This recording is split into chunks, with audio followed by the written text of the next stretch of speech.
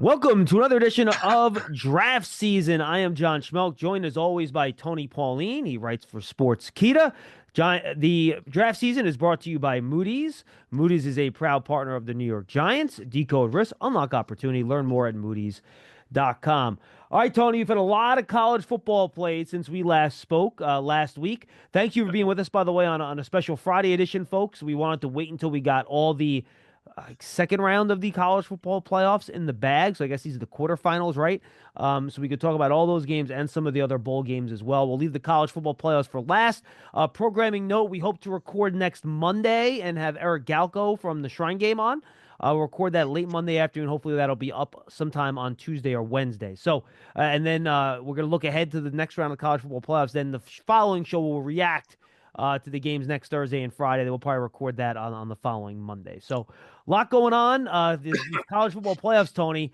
We're going to be talking about these games up until a week before we leave for, Frisco. I'm trying to get my flights set up. First day of practice, by the way, I looked it up. I talked to Mr. Galco. Will be that Saturday in Frisco, Texas. So hope to get there on that Friday and then right to Senior Bowl. So there will be no shortage of things going on over the next few weeks. Which is good. I mean, it's never boring. And then you go from the Shrine, the Senior, prepare for the Combine, right into pro days, and before you know it, the draft will be here. So, I mean, I don't really like the playoffs being dragged until the end of January. Kind of sets up problems as far as which underclassmen are going to enter the draft. Sets up problems as far as combine invitations are concerned. Even the Shrine and the Senior Bowl may miss out on a few guys because that game is so late, but it keeps us on our toes. Yes, it does. And so why don't we start there, Tony? This wasn't even in your list of games, but since you brought it up and we did have an announcement, I believe it was yesterday on Thursday, from this player in the very, very legendary ReliaQuest Bowl. Michigan defeated Alabama in that game 19-13. And the reason I want to bring the game up is that in that game, Jalen Milroe was 16 of 32, 192 yards, a touchdown interception. Obviously, Alabama's offense had trouble getting going over the course of that game, but he did announce that he's declaring for the NFL draft. He's heading in, coming off a not-so-great game. What do you see as the prospects for him? Are we talking late first round, early second round? Can he move up to the middle of the first round? What do you think it's going to look like for Jalen Milroe once we get through kind of this draft process for him? Well, I think it's going to be first round. Remember, we had Jim Nagy on, and Jim talked about Jalen Milroe going to the Senior Bowl. So let's see if that, comes to fruition. I think it would be important for Jalen Milroe to go to the Senior Bowl and have 3 good days of practice. Anybody who's watched this program knows, I mean, I'm a guy who has been on the Jalen Milroe bandwagon since last year. I love his upside, but I am concerned about his inconsistency, and that's what he showed. I mean, he started the season hot.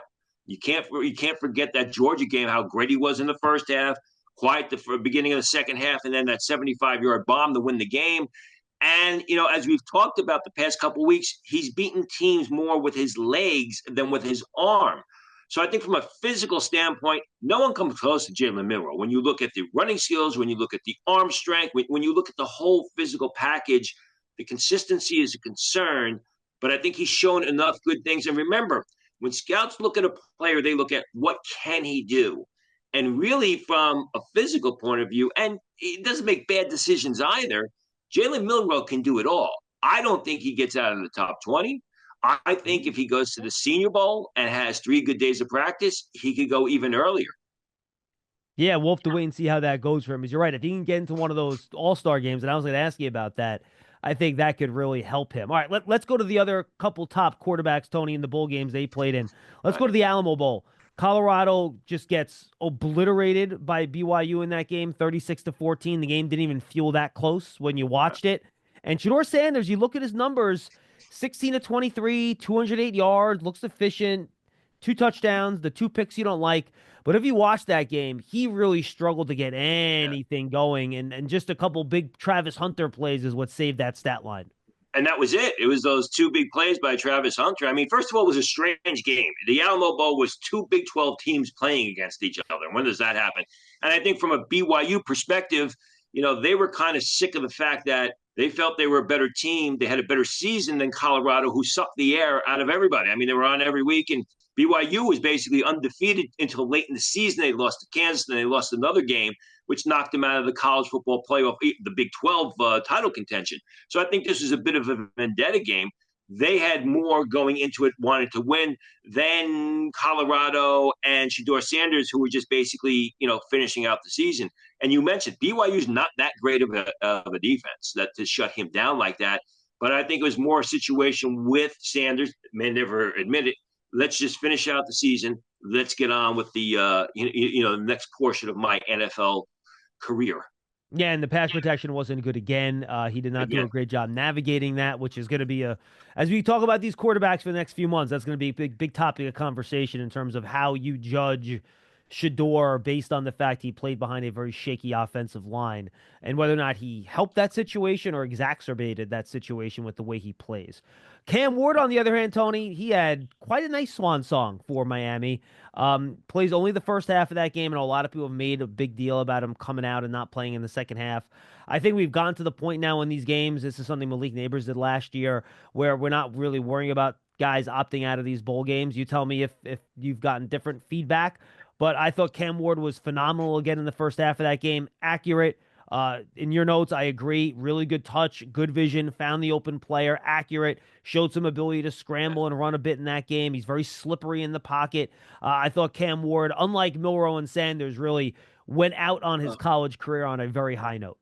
Well, I mean, and that's been the story all season, right? I mean, no one expected anything great from Cam Ward, and he delivered week after week after week where Shedeur Sanders, Jalen Milroe, Quinn Ewers, Drew Aller, they've all been disappointing. They've had their moments, but they've all been disappointing. It's been one guy, Cam Ward, that has carried the torch at the quarterback position this season.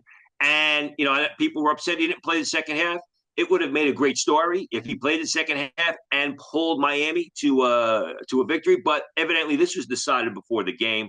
Like you said, the touch, the ability to throw a catchable pass, the way he sees the field, the poise is just incredible. They're just going to have to coach some of the things, such as holding the ball too long out of them, trying to improvise and be too cute and do too much out of them, more play from the pocket. He can play from the pocket. But listen, all the signs are pointing north from Cam Ward. He has delivered week after week after week. I mean, he is this year's version of Jaden Daniels in the sense that a guy who comes into the season viewed as a day 3, 5th-round pick by scouts, and now he's going to be a top 3 or 4 selection. Yeah, I'm going to look, it's early. I haven't watched all the tape I'm going to watch, Tony, but it's going to take a lot, I think, for me to have Ward slide out of that top overall quarterback spot with what we've seen this year. And combine the physical package with that, right? Like you talked about, you're not drafting a quarterback based on production. You're drafting him based on what they can be. And while he doesn't have an A+ arm, he doesn't have an A+ athleticism mobility. He is like a B+ at all those categories, though, right? Right. His lack of arm strength doesn't hold you back. He's mobile enough. His arm angles and stuff like that give him a lot of arm talent, even if it's not just arm power and arm strength. It's besides some of the decision making and the big mistakes in spots where he turns it over and things like that. It's hard to poke a ton of holes in his game. And it's not that he has a weak arm. His arm is strong enough to play in the NFL. His arm is strong enough for a vertical game, and people will nitpick things. The physical package is not Jalen Milroe's, but he's much more complete. He's much more of a passer, and he sure as heck is much more consistent than Jalen Milroe's been. Yeah, no question. All right, let's go to the next game here. And that was the Pop-Tarts Bowl, by the way, which is like the most American experience ever watching that game. They lean into the campiness. I just love it. It's fantastic. Let's go over to the Pinstripe Bowl, Tony. What were some of the guys that jumped out at you in that game for Nebraska? Okay, I mean, you look at Nebraska. We're going to talk about a couple tight ends now. Thomas Fedone, 5 receptions for 50 yards. He's a guy. He hasn't announced for the draft yet. I'm surprised because Matt Rule has told Fedone himself either transfer or enter the draft because he's so good and he really doesn't fit what Nebraska wants to do on offense. They really don't use the tight end. But you see him, he easily moves around the field. He's a terrific pass catcher. He doesn't get a lot of targets, but when he does, he looks very, very natural catching the ball. So keep an eye on Fedone if he enters the draft. As of last night, I had not seen that he did. I don't know if he's still going through the process. He's going to be a day 3 pick. Maybe somebody takes a chance on him late in day 2. I doubt it, but he's got a lot of upside. And then again, my guy Ty Robinson, talked about him throughout the season. Talked about him with Jim Nagy here when he was on about the Senior Bowl. 4 tackles, 1.5 tackles for loss, 1 sack, broke up a pass. I mean, this is a guy that gets no love. He's going to be a day 2 pick. I doubt he gets out of the late part of round 3, and he's going to be an exceptional player on Sunday at a variety of spots. They line him up on the inside, they line him up on the outside, they put him at nose tackle, and all the guy does is penetrate the line of scrimmage and cause mayhem for the opponent. All right, let me put us in reverse a little bit, Tony. I forgot to mention Damian Martinez in that Pop-Tarts Bowl for Miami. I should have. We've been waiting for him to kind of have that blow-up game all year where he plays really well. He had it. 14 carries, 179 yards, and a touchdown, and he's making the case to be a day 2 back. I absolutely agree. And I think he's one of the most underrated backs because he doesn't have the great name. He doesn't have the great production. Transferred to Miami from Oregon State, had a better season at Oregon State last year because when he went to Miami, Miami had some younger backs. So he's used him more as a rotational back rather than as the feature ball carrier. But this is one of those, and we're going to talk a lot about these guys, these bigger backs who are more than just road graders. They're very quick. They can create yardage. They can make defenders miss. They can bounce it around the corner. They've got tremendous burst of speed. That's what Damian Martinez is. I agree with you. I see a lot of people say, 4th and 5th round. Somebody's going to grab Martinez in the 3rd round, and they're going to get one of the steals of the draft because, number one, he is incredibly skilled. He's got great size and speed, and he's not coming off a year where he carried the ball a tremendous amount of times. There's still a lot of tread on the tire. It really isn't worn down after this season. But again, like you said, 14 carries, 179 yards, tells you about his breakaway ability and 1 touchdown. Yeah, he had that big run earlier in that game where he broke away and nobody really was able to catch him. So nice game there by Damian Martinez. All right, let's go to the 68 Ventures Bowl, Tony. Arkansas State defeating Bowling Green in that game 38-31. But there was another tight end from Bowling Green this time that drew your attention. Well, it's drawn everybody's attention. Harold Fadden, he's been one of the best tight ends in the nation, has some incredible production for all pass catchers, receivers or tight ends. 17 receptions, 213 yards, 1 TD. Just announced last night that he's going to enter the draft. Announced what is today? Friday. So he announced Thursday night. Get my days mixed up here. Announced Thursday night that he will be entering the draft. He's been a pass catching machine for Bowling Green. Go back to the Penn State game early in the year when Bowling Green hung tough with Penn State in the early part of the game. He was their offense. Penn State knew the ball was going to be thrown to him, and they couldn't stop him. He had 6 or 7 catches in that game. I think his testing is going to be very important because as good of a pass catcher he is, he doesn't play like a real top athlete. So I think it's one of these situations where people are projecting him as a 3rd round prospect, but I think could be more of a day 3 athlete. And that's maybe where he ends up. Still quality player, and he is in the draft. Now, Tony, I have not watched him yet, so I'm going to throw a name out there, and you tell me if this is on or off base. The way you're describing him reminds me a lot of Trey McBride when he came out of Colorado State, where he's very productive, great pass catcher, but didn't test out the ballpark. And I think he ended up being, a late 2nd round pick, McBride, if I remember right?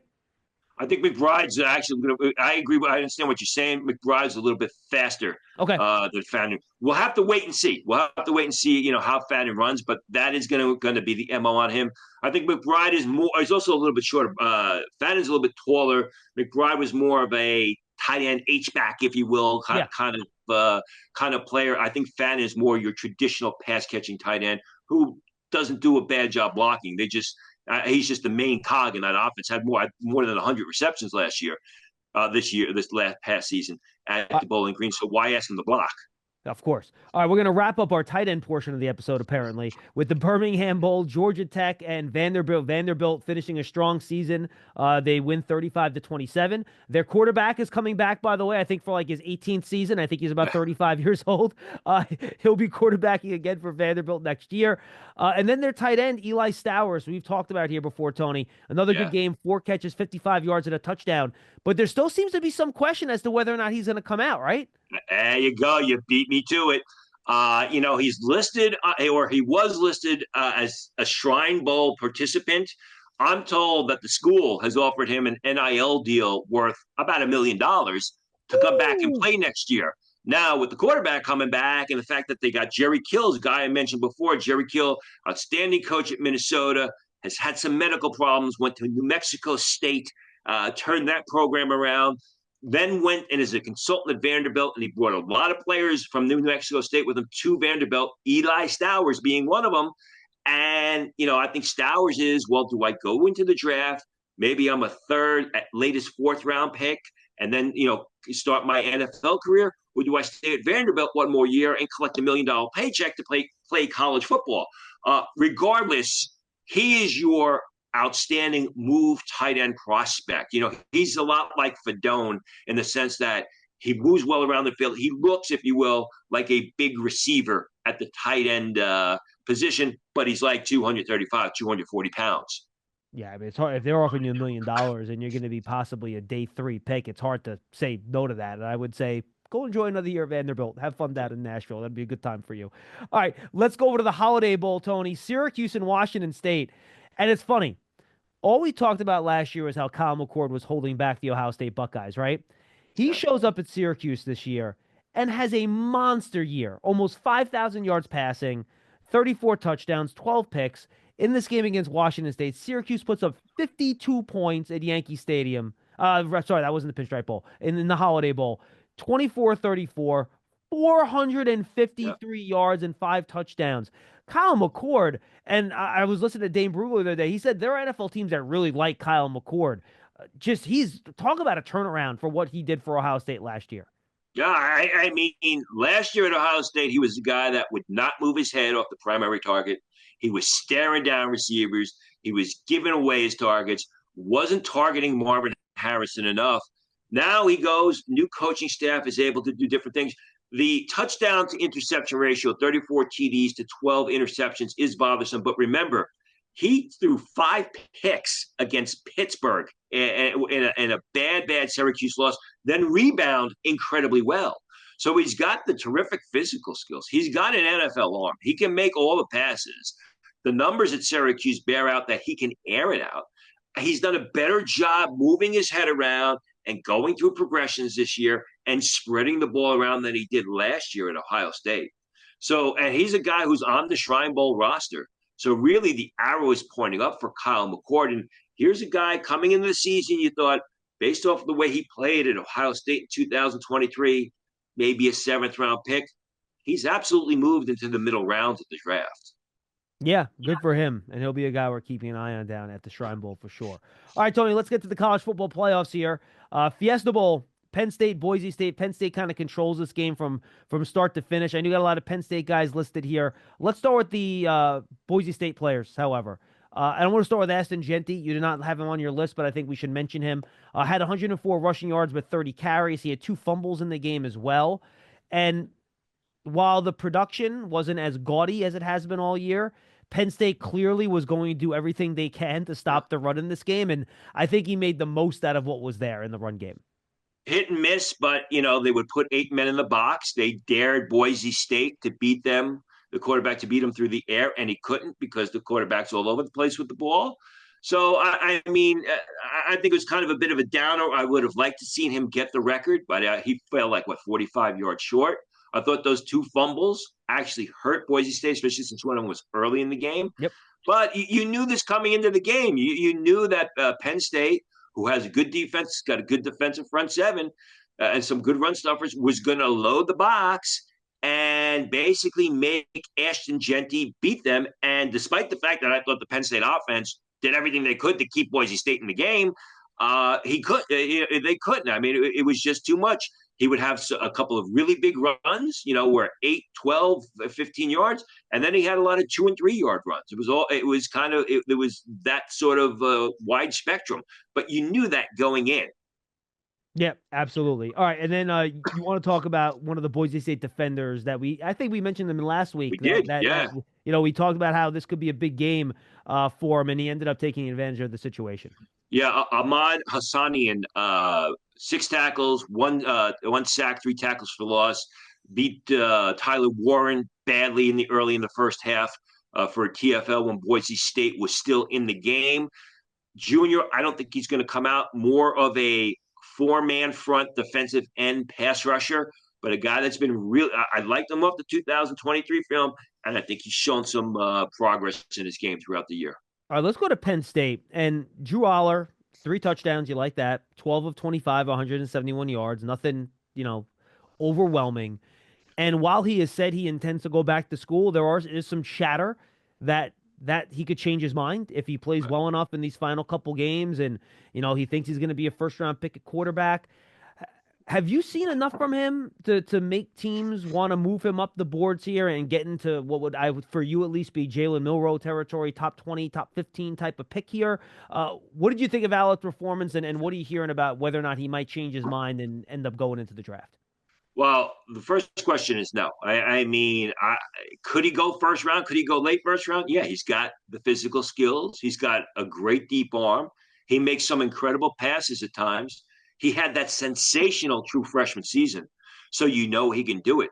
But like Jalen Milroe and like a lot of the other quarterbacks in this class, there's been a lot of inconsistency. There hasn't really been a time the past year where Drew Lohr has put the Penn State offense on his back and carried it, through a big game. Even here, we're going to talk about Kaytron Allen, and that was the straw that stirred the drink in this game for the Penn State offense. Is he going to enter? Could he change his mind?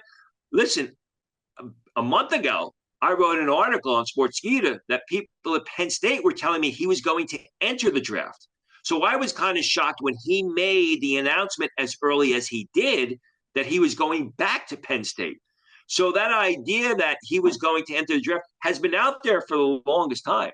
I haven't heard about what he's going to do as far as next level. Could he change his mind? I think he's more focused on the college football players, and why not? Because it looks like Penn State's going to be playing for a national title. But it wouldn't surprise me, based on what I wrote back in early November, that people in the Penn State program were telling me that he was going to enter the draft. Yeah, so we'll have to see what he ends up doing. Otherwise, for Penn State, what did you see that impressed you? I mean, Kaytron Allen, 17 rushes, 134 yards. He's not fast, but he's big. He's powerful. Go back to Damian Martinez. We're going to talk about Cam Scatterbro in a little while. I mean, these bigger backs are sort of now more in vogue because they're not just put your head down and run in the middle of the pile and push the pile. They can create. They're quick. They've got good speed. And I think Kaytron Allen fits that mold, which is why he's a middle round pick. I think defensively, when you looked at Penn State, Danny Dennis Sutton, who I mentioned a week ago against SMU, Kobe King, the middle linebacker, Jalen Reed, the safety. We talked about shutting down Ashton Jeanty. Those three guys had good games, and they were part and parcel or main factor in shutting down Ashton Jeanty. And Dennis Sutton continues to show himself to be a real good pass rusher. Right now, I think all these guys are day 3 prospects, but they are legitimate NFL talent. The other game in that bracket, the Sugar Bowl, Georgia and Notre Dame, that game got delayed. One of the reasons why we waited till Friday to record this week, because of the terrorist attack down there in New Orleans. Just terrible. Yeah. It was played at 4 o'clock on Thursday afternoon. And this was exactly the type of game I think we thought it was going to be. Carson Beck, we talked about that. He just undergo elbow surgery, Tony, with his UCL. So who knows when he's going to be able to throw a football again. We could talk about that if you want to. But Riley Leonard, just 90 passing yards in the game, 80 rushing yards. But just a series of events from the very end of the second quarter to the start of the third quarter with a takeaway, a field goal, a touchdown, and then a kick return for a touchdown. Kind of swung the game to Notre Dame. An early Trevor Etienne fumble deep in Notre Dame territory was big for Georgia. And Notre Dame ends up controlling the game. They beat Georgia 23-10. I didn't think the game was going to turn out like that. I mean, I thought going into it, with Notre Dame losing Riley Mills, and that you looked at that Georgia defense against the Notre Dame offense. I didn't think really Notre Dame had much of a chance, but it was a David against Goliath. And when I said Tony, I just meant kind of like the amount of points scored. I didn't expect it to be some super high scoring game. Understand?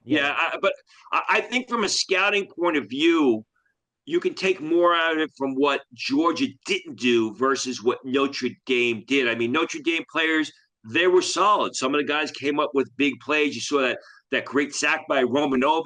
Their safety continues to play well. RJ Riley Oben. RJ Oben, I'm sorry, I'm Roman. There you go. RJ Oben had a great sack. I mean, Howard Cross played well, I thought, in the game. until he had cramp late in the game. Their safety continues to play well. Riley Leonard didn't react well to pressure, but I mean, they were breathing down his neck, but he didn't turn the ball over, and he won the game. From a Georgia perspective, I think the Georgia offensive line continues to play poorly, and they're a talented group that should not be that bad. Jalen Walker, I mean, I was impressed with Jalen Walker because he seems to be getting better. He is just a powerful guy. You saw him just obliterate some of those blocks that from the Notre Dame offensive lineman to penetrate the line of scrimmage and get pressure and force Riley Leonard to move around. But Nazir Stackhouse, he has a good play, and then he disappears for long stretches. Then he has a good play, he disappears for long stretches. The Georgia receivers make good plays, and then they drop passes that are basically placed in their hands. So I think from a scouting perspective, I came away with it more from the Georgia players, and a lot of it was more negative than it was positive. All right, now we have Penn State and Notre Dame, Tony. They're going to that's the Orange Bowl semifinal matchup next week. An old school Northeast, run the ball type of game between these two teams that are linked back when, Penn State went into the Big Ten for the first time and Notre Dame was supposed to. They didn't. So a lot of links between these two schools. Really an old school matchup here. Well, who are some of the guys you're going to be keeping an eye on?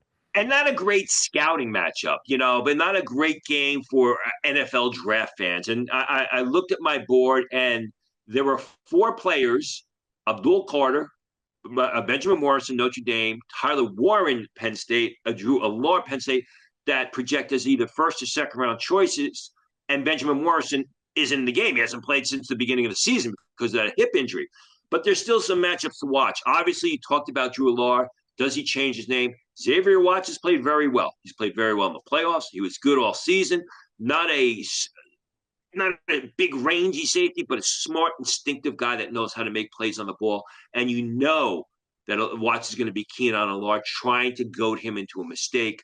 Riley Leonard against Abdul Carter. I mean, Riley Leonard did not react well to the pressure yesterday against Georgia.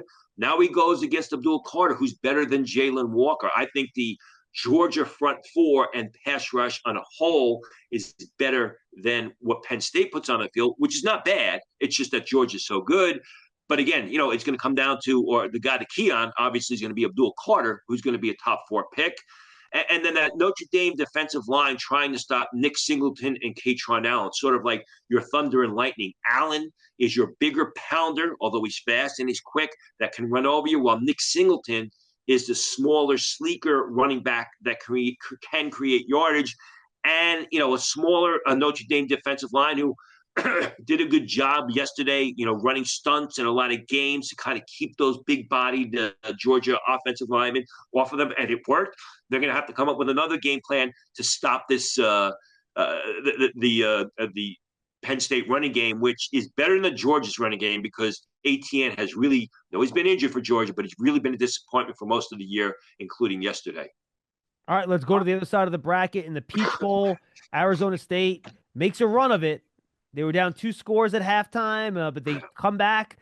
Overtime, fall just short against Texas, 39-31. Had Texas, what was it, a 4th and 12 in the second overtime, and they end up throwing the touchdown pass to give themselves the lead. They get the 2-point conversion. Real tough game by Arizona State, and they do it behind Cam Scatterboot, their big running back. 30 rushes, 143 yards, 8 catches for 99 yards. He completed a pass as a running back option throw. Boy, Tony, this guy is really impressive as a player. I'm curious what kind of feedback you're getting over him as a teammate and a guy, because he seems like a bit of a out there type of fella, but just a very impressive performance against a very good Texas team. Yeah, beat Texas running the ball, throwing the ball, catching the ball. I'm told he even made a nice spaghetti dinner for his teammates after the game, but does it all. We're going to see him at the Senior Bowl. I mean, I think the thing is, he was hurting at the end of the game. He was obviously dehydrated. He was vomiting on the side of the field, on the sidelines. he would have to drag himself onto the field. When he got tackled, he would have to drag himself up off the ground. And I watched the game, and I was concerned if they give this guy the ball again, he's going to fumble it. I mean, he's just physically, he's not there. Yet he scored that touchdown in overtime. Then he scored the 2-point conversion. And I mean, you could see, how how obliterated he was both physically and mentally after they lost the game, and the teammates coming up to him and trying to console him because, I mean, you talk about leaving everything on the field. That's exactly what he did and produced in every way possible. The teammates like him. Remember, he's only played at Arizona State 1 year because he transferred over from Sacramento State, and he was highly thought of by NFL scouts, highly thought of being he was a mid-day 3 pick, and he's absolutely helped himself. Again, a bigger back who can run over defenders, as he likes to do, but also has enough quickness to create yardage and move around piles or make defenders miss. You think, like a 4.6 guy in the 40, about a 4.6, you think? He's going to time 4.6, but he plays a lot faster. He's got slow 40 speed, or he doesn't have great 40 speed, but he's got outstanding football speed, and he's got a football mind. Never mind the fact that, besides the ball carrying, he's also a good pass catcher. So someone here, Tony, said this to me yesterday, and now I can't get it out of my brain. Doesn't he just feel like a Jim Harbaugh running back to the Chargers to you? That's what he feels like. Someone said that to me, and now I just cannot get that match out of my head. Yeah, I mean, makes sense. Jim Harbaugh likes the defensive line and the offensive line, but yeah, makes sense. I mean, I go back to he himself has compared himself to Mike Allstott. I remember Brian Leonard, who played for Rutgers. I remember Brian Leonard interviewing me at the Senior Bowl, and he had blood all over the place. And he just wanted to get back out there, all over his jersey, over his pants, and he just wanted to get back out there to play. He's definitely helped himself, and he's played great football. I mean, he's played great. He has been the passing game at Arizona State has been hit or miss, although their top receiver was on the sidelines, which hurt him. And Scatterbo literally picked up the ball and carried that team. Yeah, and I think their young quarterback, too, is someone to keep an eye on here next couple of years, Tony. He played well, redshirt freshman, not draft eligible, but someone to keep an eye on moving forward here. A couple guys up front for Texas's defense that you liked in the game. Vernon Broughton, I thought, played very well, had 4 tackles, penetrated the line of scrimmage a lot. Trey Moore, who I've spoken about continuously, especially the past couple of weeks, 5 tackles, 2 sacks, 2.5 tackles for loss. Good pass rusher, transfer from UTSA, Tennessee, San Antonio. I'm told he's very likely to enter the draft.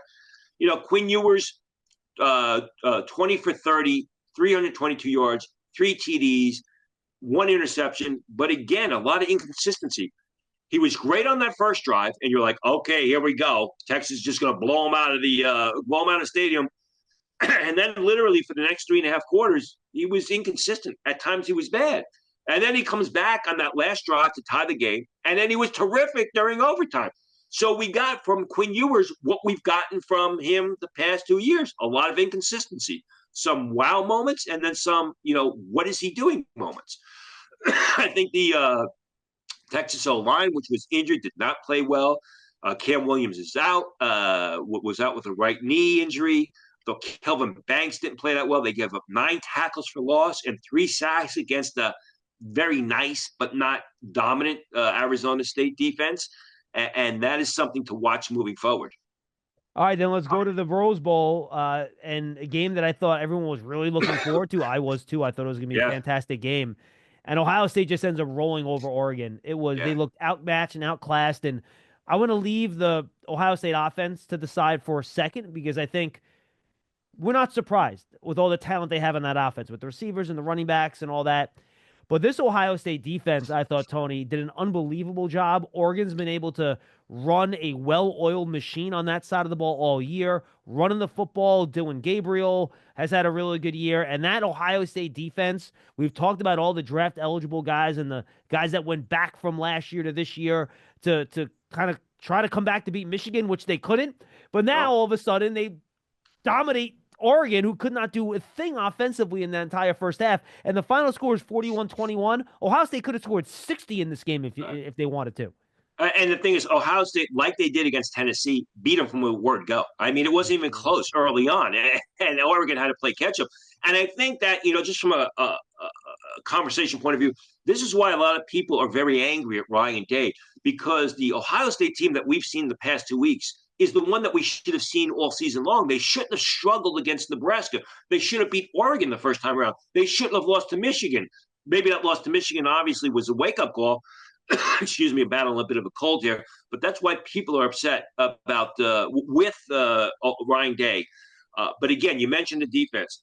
Cody Simon is a guy that we don't talk about because of the star talent around him.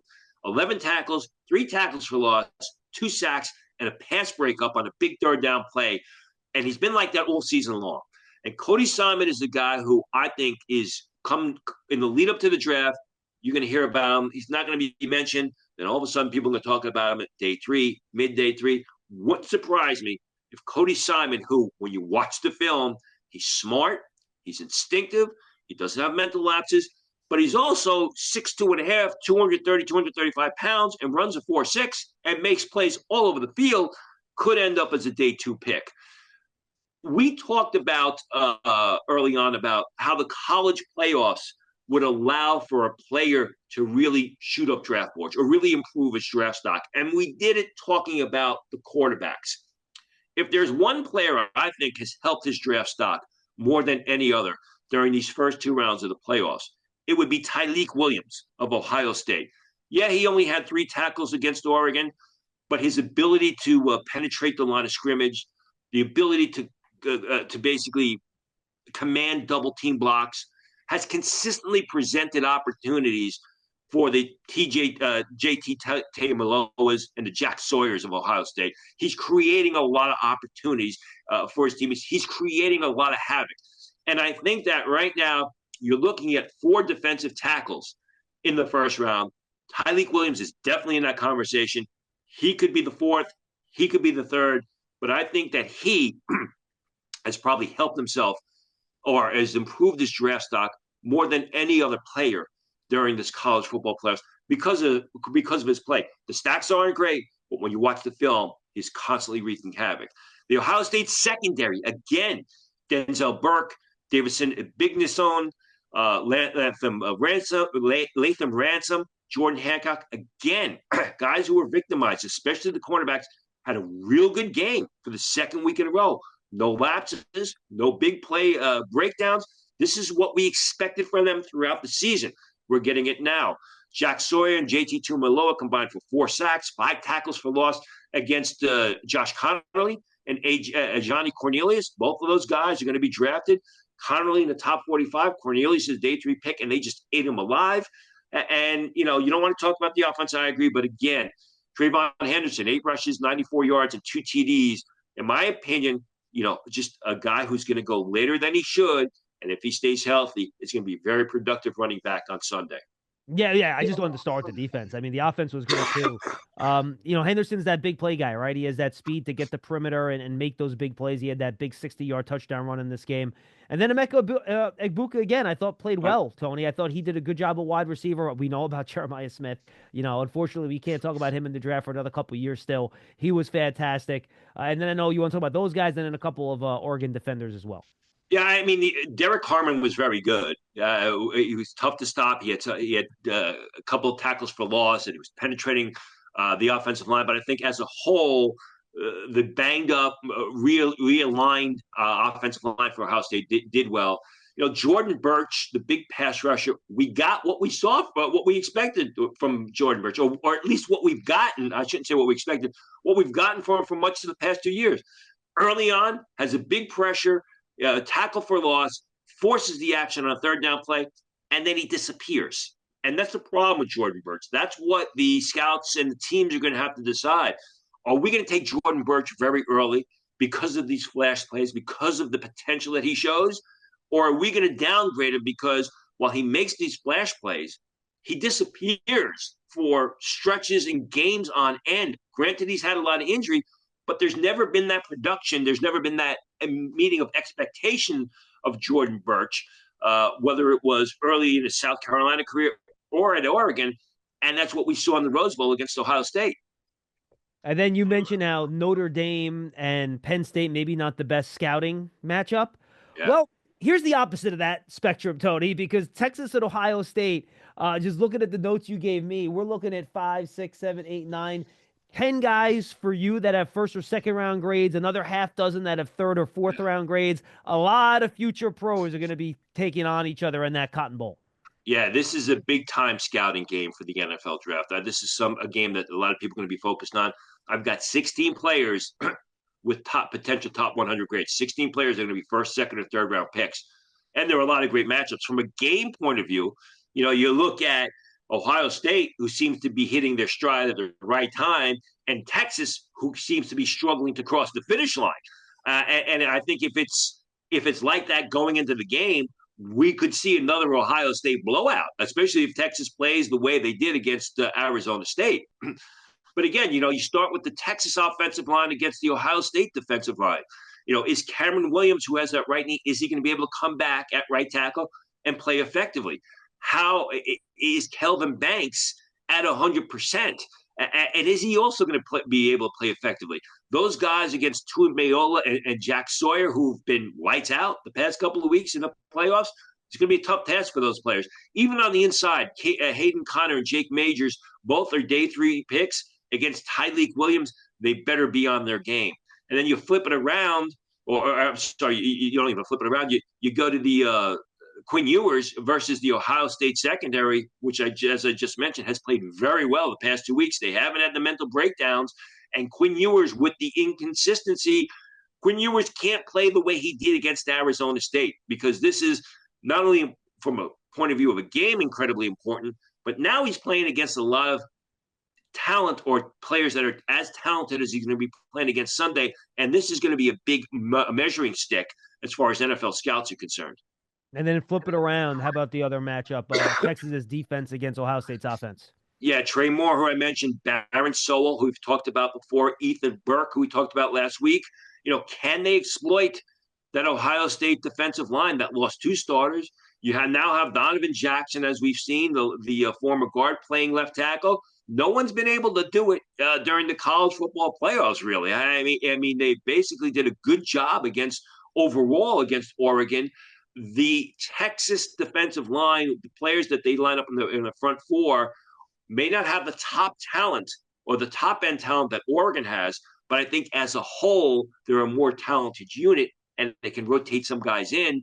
So this is going to be another big challenge for Ohio State offensive line. And I think even though he's played well at Donovan Jackson, even though he's played well at left tackle, Donovan Jackson has helped his draft stock at guard, because he's not going to play left tackle in the NFL, but he did a good job at guard before being pushed out to left tackle, and he's done a real good job there filling in for Josh Simmons. So I think that's major for him. Be another big challenge.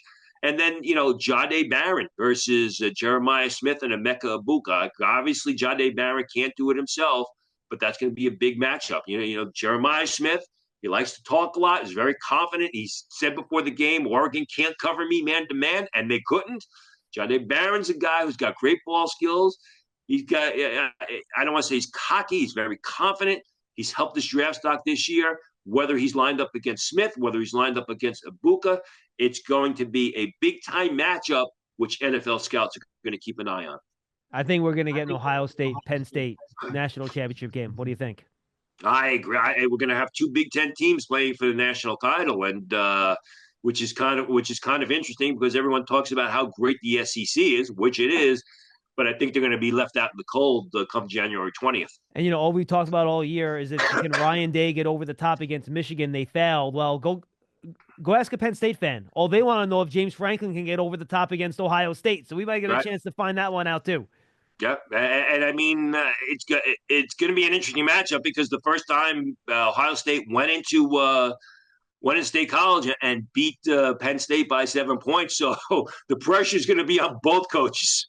Yeah, no question. In those 2 games, very wise by college football. I don't know if they scheduled this with the NFL on purpose, but they're staying away from the NFL playoff matchups, which will be next, not this. So this will be the second weekend in January, right? Saturday, Sunday, and Monday. That's the NFL playoffs. The college football playoffs will be Thursday night and Friday night. So we'll be back with you on draft season early next week, probably Tuesday. That's going to be our interview with Eric Galko, who runs the Shrine Game. And then the following Monday, I'm guessing, Tony, we'll probably try to get on, review the college football playoffs, and we should then at some point have some more declarations in terms of who's coming out in the draft. So I'll have more news for you then. Can't wait. It should be a lot of fun. Absolutely. It's going to get crazy. It's going to get busy. No problem, Tony. Happy New Year, my friend. Always a pleasure. And you can find more of Tony's work on Sports Kitty. You got mock drafts, anything coming out that people should keep an eye on? Yeah, I've actually been tasked with doing team by team mock drafts. So we've done it by division. I go 5 rounds deep. Every team. I believe the NFC East went up yesterday, so Giant fans may want to check that one out. 5 rounds deep. Do I want to tease a guy? Do I want to tease one or two players he gave to the Giants in that? It was very offensive in the first and second round. So guys who handle the ball. So Is there a quarterback in there? There absolutely is. Now, granted, this was when the Giants had the first. You got to try and keep up. But this was submitted before the Giants had their overwhelming victory on the Indianapolis Colts. But I still think the Giants, the way it shakes out, will come out with a quarterback. So yes, one was a quarterback. The other one was a player that carries the ball. We're focused on on helping the offense. All right, good stuff. Check that out on Sportskeeda. Tony, good stuff, my friend. Always appreciate it. Look forward to next week, John. Yeah, me too. Draft season was brought to you by Moody's, a proud partner of the New York Giants, uniting the brightest minds that turn today's risks into tomorrow's opportunities. Learn more at Moody's.com. For Tony Pauline, I'm John Schmeelk. We'll see you next week on draft season.